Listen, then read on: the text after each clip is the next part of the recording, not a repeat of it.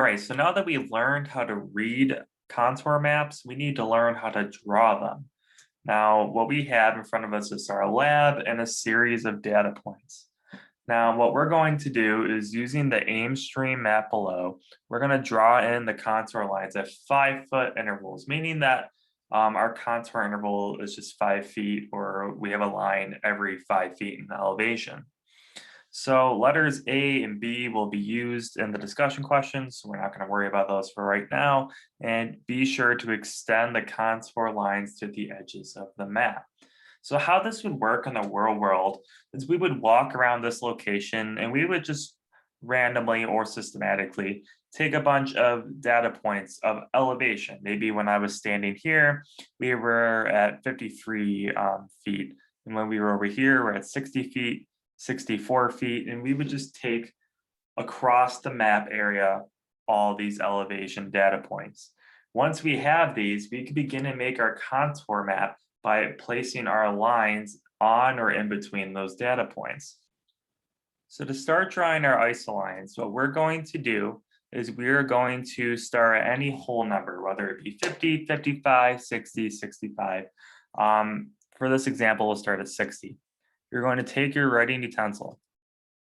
You have to start from the edges of our map.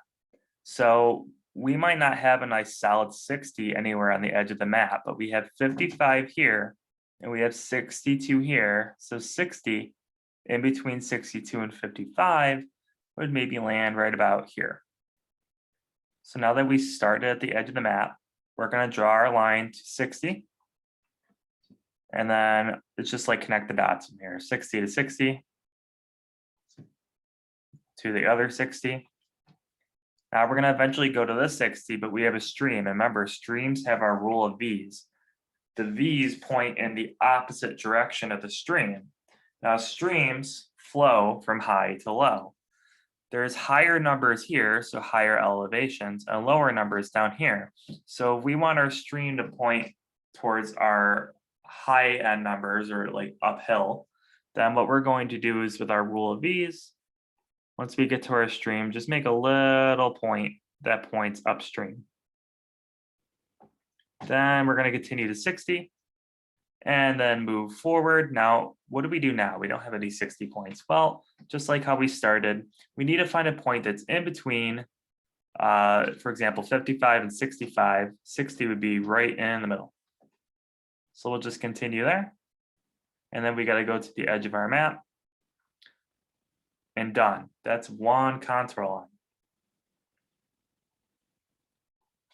All right, so we're going to start our next contour line. Now they need to be 5 intervals apart.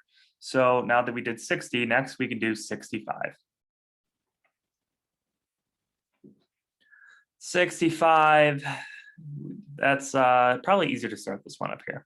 So 65 is pretty close to our edge of the map, but we have to start at the edge. We'll draw here, then connect to our 65 point.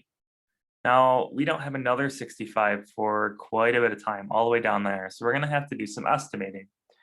We know that 65 would be in between 60 and 68 and a little closer to 68. So maybe we'll draw our next line there. Now we know that 65 is in between 66 and 64. So we want to get in between here. So we'll just follow this direction, but remember we have our stream and we need to make sure by rules of V's that our contour lines are pointing upstream. Now that we have that done, we'll go in between 64 and 66. And then we have a 65 point right here, which is really convenient. And then there's not much data to work with here. So my guess, just following the pattern from the other line, it would probably just go down like that. But that's a bit of hearsay. So that is how you draw your contour lines. From then on, you would just do every increment that you can fit on the map. So from here, we would do 70.